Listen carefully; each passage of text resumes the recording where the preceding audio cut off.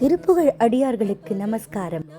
இன்றைய தித்திக்கும் திருப்புகழ் செங்கோட்டையில் அமைந்துள்ள பண்பொழி கிராமத்தில் திரு குமாரசுவாமி திருக்கோவில் திருமலையில் அமைந்துள்ள ஸ்தல திருப்புகழ் இதோ உங்களுக்காக.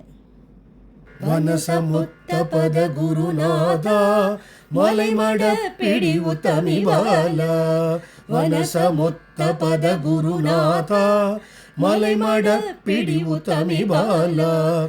அனக தத்துவமை பொருளோனே அடியனுக்குனது கழல் தாராய்.